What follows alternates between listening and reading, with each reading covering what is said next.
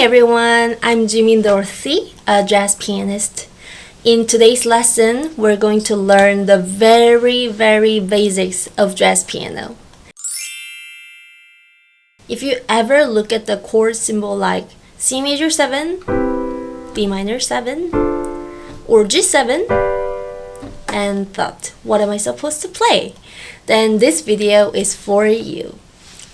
Today, I'll walk you through everything step by step, starting from the names of the notes on the piano, then moving into major scale and basic chords, seventh chords, and finally simple jazz voicings using guide tones and tensions. And before we get started, I also made a summary PDF for this lesson. If you want to follow along more easily, you can get it from my website and keep it next to your piano while watching this video. In the PDF, I organized the most important points from today's lesson, including scale degrees, chord formulas, seventh chords, guide tones, and common tensions. So instead of trying to remember everything only from the video, you can look at the PDF while practicing and review the key concepts whenever you need. Especially if you're completely new to jazz piano, studying with the PDF will make this lesson much easier to follow. You can find the link in the description box. By the end of this lesson, you won't know everything about jazz piano yet, of course, but you'll have a clear map of how jazz chords are built and how to start making them sound more colorful. So don't worry if you're a complete beginner. Let's start from the very beginning. When you look at the piano, you'll see white keys and black keys. The white keys have letter names. Starting from C, they go C, D, E, F, G, A, B, and then after B, we come back to C again. So the pattern keeps repeating C, D, E, F, G, A, B, C. Now the black keys also have names. When we go upward, we call them sharps.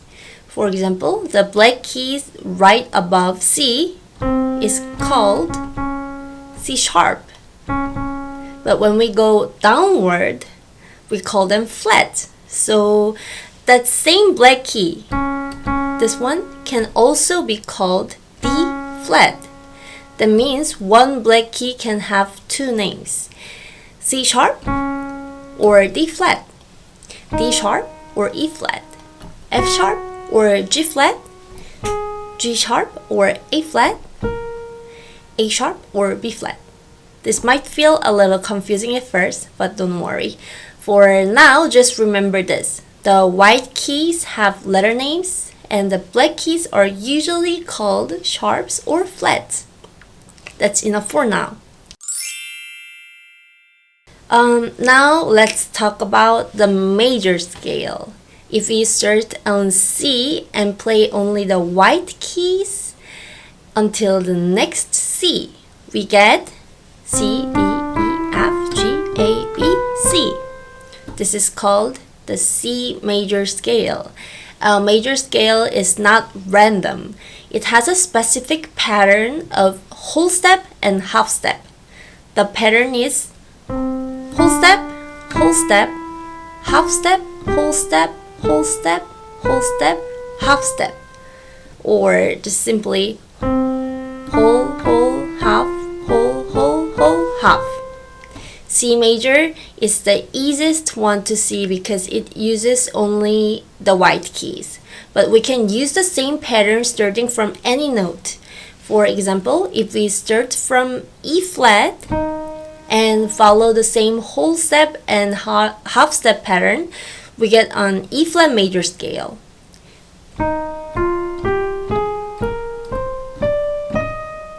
Or if we start from A and follow the same pattern, we get an A major scale.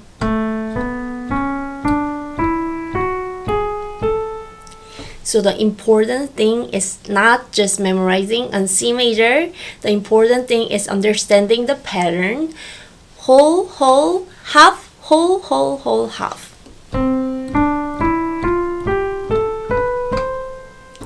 The pattern creates a major scale from any starting notes. Now we're going to number the notes of the major scale. In C major, C is 1, D is 2, E is 3, F is 4, G is 5, A is 6, B is 7, and C is 1 again. So instead of only thinking C, D, E, F, G, A, B, we can also think 1, 2, 3, 4, 5, 6, 7. This number system is really important because chords are built from these numbers. For example, in E flat major, E flat is 1, F is 2, G is 3, A flat is 4, B flat is 5, C is 6, D is 7, and E flat is 1 again. So every major scale has the same number system. This will become very useful later, especially when we start changing the keys. If this fills a lot of information, this is exactly the kind of thing that's helpful to check in the PDF file while watching the lesson. You don't have to memorize everything immediately, just understand the idea first. Now let's use the major scale to build chords. We'll start with the C major scale, C, D, E, F, G, A, B. To build a basic chord, we start from one note and skip every other note. So if we start from C, skip D, and E, skip F and G, that gives us C, E, G. This is a C major chord. This type of 3-note chord is called a triad. Now let's build a triad starting from every note of the C major scale. Starting from C, C, E, G. Starting from D, D, F, A. Starting from E, E, G, B. Starting from F, F, A, C. Starting from G, G, B, B. Starting from A, C, E. Starting from B, B, D, F. So we get 7 chords from C major scale. C major, D minor, E minor, F major, G major, A minor, and B diminished. You don't have to memorize everything perfectly right now, but notice that when we build chords from the major scale, we naturally get a pattern. That's major, minor, minor, major, major, minor, diminished. This pattern happens in every major key. Now, let's quickly talk about why these chords have different names. A major chord is built with 1, 3, and 5. For example, C major is C, E, G, 1, 3, 5. A minor chord has a flat 3. So C minor would be C, E flat, and G. The only difference is the third. C major sounds bright, C minor sound darker. Now a diminished chord has both a flat 3 and a flat 5. So diminished, C diminished is C, E flat, and G flat. That gives a more unstable sound. So the basic idea is major chord 1, 3, 5, minor chord 1, flat 3, and 5, diminished chord 1, flat 3, and flat 5. This is one of the most important foundations for understanding chords. Whenever you see a chord symbol, you can start by asking, is the third major or minor? Is the fifth natural or flat? That already tells you a lot about the chord. So in pop music, we often use triads, which are 3-note chords. But in jazz, we usually use 4-note chords. These are called seventh chords. To build a seventh chord, we stack one more note on top of the triad. So instead of playing 1, 3, 5, we play 1, 3, 5, 7. For example, in C major, C, E, G, B. That give us C major 7, written as C major 7. Now, if we build 7th chords from every note of the C major scale, we get C major 7, D minor 7, E minor 7, F major 7, G7, A minor 7, B minor 7 flat 5, and then back to C major 7. These are the basic 7th chord that naturally comes from the C major scale. And again, this pattern appears in every major key. So start with E flat major, major 7, minor 7, minor 7, major 7, dominant 7, minor 7, minor 7 flat 5. This is a very, very important pattern in jazz. If you want to understand jazz harmony, this is one of the first patterns you should get comfortable with. Let's look at 4 important types of 7th chord. So first, major 7. A major 7 chord is 1, 3, 5, 7.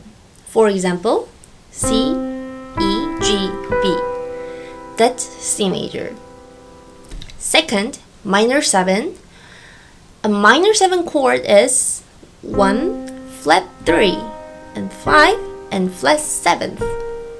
For example, C, E flat, G, B flat.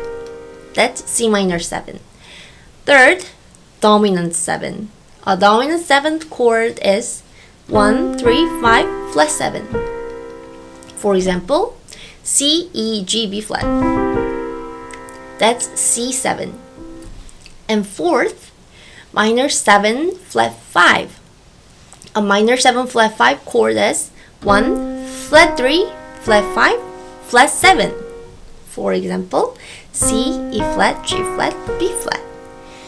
C minor 7 flat 5. These 4 chord types appear all the time in jazz standards. So even if you only learn these 4 for now, that's already a very strong start. Major 7, minor 7, dominant 7, minor 7 flat 5. If you can recognize these 4, jazz chord symbols will start to feel much less scary. Now let's talk about one of the most important chord progressions in jazz, the 2-5-1 chord progressions. In C major, the 2 chord is D minor 7. The 5 chord is G7. The 1 chord is C major 7. So a 2-5-1 in C major is D minor 7, G7, C major 7. You will see this progression everywhere in jazz. It's one of the most common movements in jazz harmony. If you want to learn jazz piano, practicing 2-5-1 progressions in all 12 keys is one of the best things you can do. But today, let's keep it simple and stay in C major first. So again, 2 is D minor 7, 5 is G7, 1 is C major 7, D minor 7, G7, C major 7. That's our basic 2-5-1 progressions. Now, if we just play the full chords like this,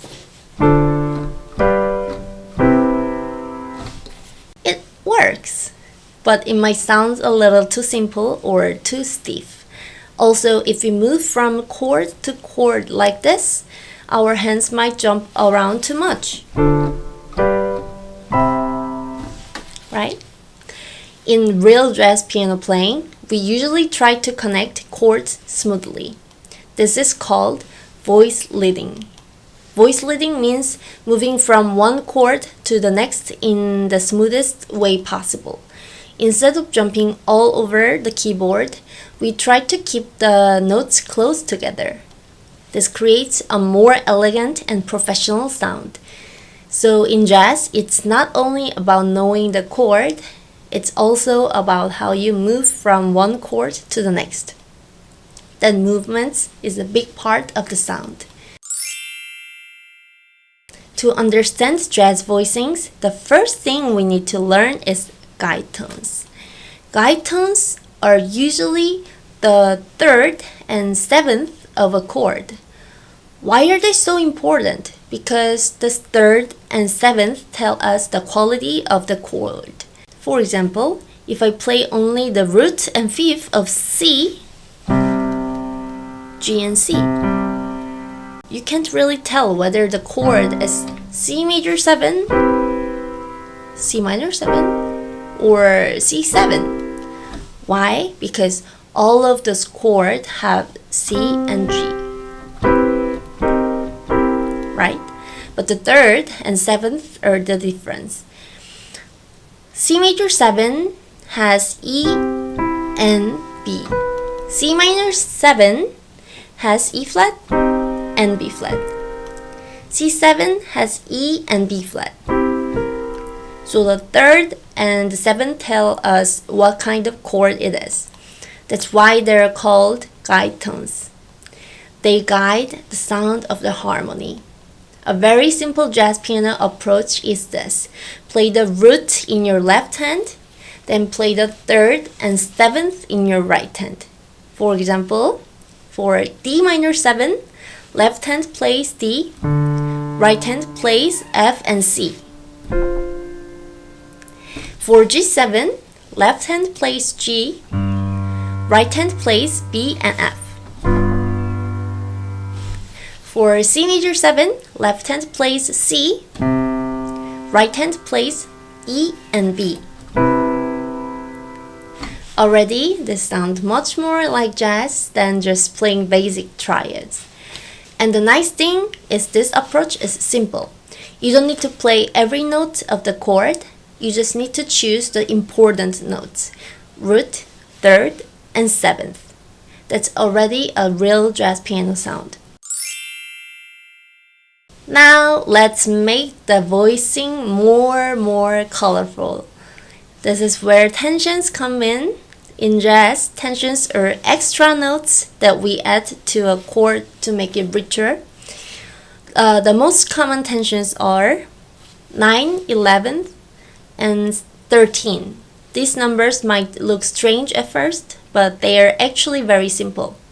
The 9th is the same note as the 2. The 11 is the same note as the 4. The 13 is the same note as the 6. So why do we call them 9, 11, and 13 instead of 2, 4, and 6? Because in jazz harmony, we usually think of these notes as being added on top of the basic 7th chord. The basic chord is 1, 3, 5, 7. Then above that, we add 9, 11, 13. Like this. That's why we use those numbers. So tensions are not mysterious, they're just color notes added above the basic chord. And once you get used to the sound, this is where jazz harmony starts to feel really beautiful. Now, different chord types use different tensions. Minor 7 chords, common tensions are 9, 11, and 13. For example, on D minor 7, we can add E minor on top. That's 9, 11, 13. That gives the chord a more open and beautiful sound. For major 7th chord, common tensions are 9 and sharp 11 and 13. For example, on C major 7, we can add D as the 9, F sharp as the sharp 11, or A as the 13. D major. The sharp 11 gives a very modern jazz color. For dominant 7 chords, we can use many different tensions. Natural 9, flat 9, sharp 11, flat 13, and 13. Dominant chords are very flexible and colorful, so jazz musicians often use them to create tension before resolving to the next chord. For example, on G7, we can add A as the 9, or A flat as a flat 9, or E as the 13. Each one creates a different color.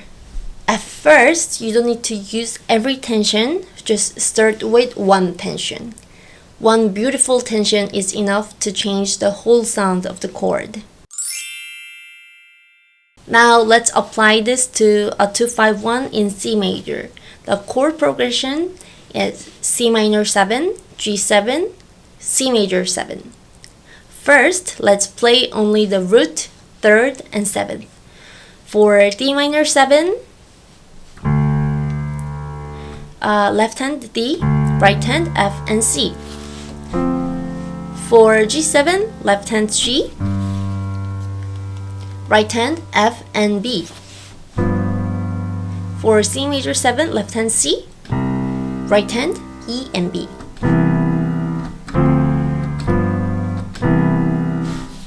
Now let's add one tension to each chord. For D minor 7, let's add the 9, which is E. So we play D in the left hand, F, C, and E in the right hand.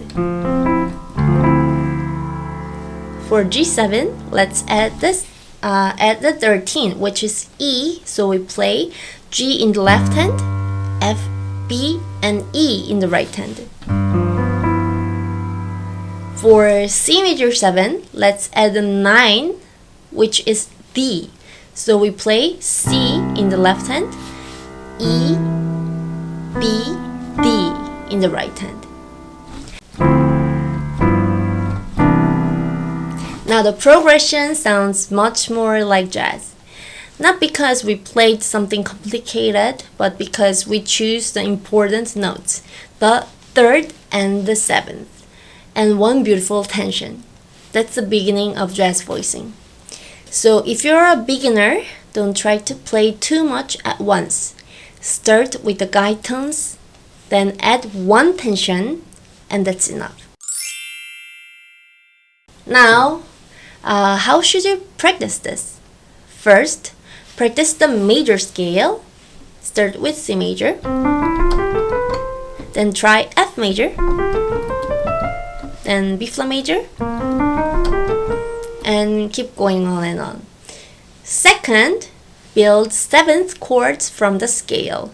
For example, in C major 7, D minor 7, E minor 7, F major 7, G7, A minor 7, B minor 7, flat 5, or in different chords.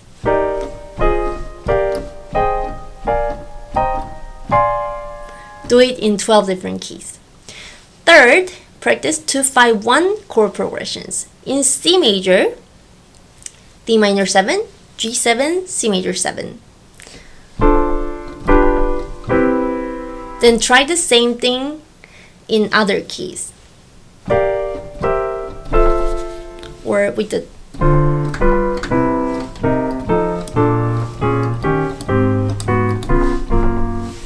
Fourth, practice guide tones. Don't worry about playing big voicings yet.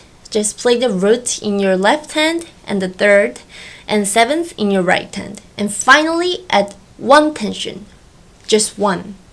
This is the best way to slowly build a real jazz sound. If you try to memorize everything at once, it can feel overwhelming. But if you practice one small step at a time, it becomes much easier. Like this.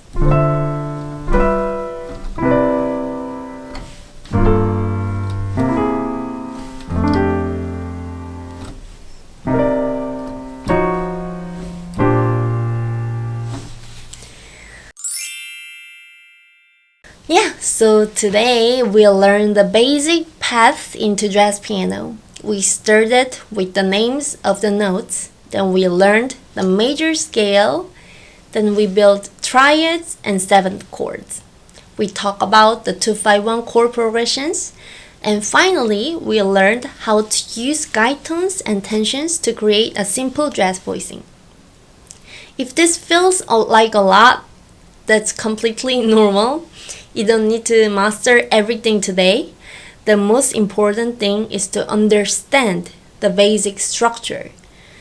Scales create chords, chords create progressions, guide tones define the chord, and tensions add color. If you practice this slowly, especially with 2-5-1 chord progressions, your jazz piano sound will start changing little by little. And if you want to review everything we covered today for more clearly, I highly recommend studying with the summary PDF from my website. This video gives you the explanations, but the PDF gives you something you can keep next to your piano and use again and again while practicing. I organized the chord formulas, scale degrees, guide tones, tensions, and key points from this lesson in one place, so you don't have to go back and search through the whole video every time. Especially if today's lesson felt a little overwhelming, the PDF will help you review slowly and practice at your own pace. You can find the link in the description box. So start with C major, then try F major, then B flat major.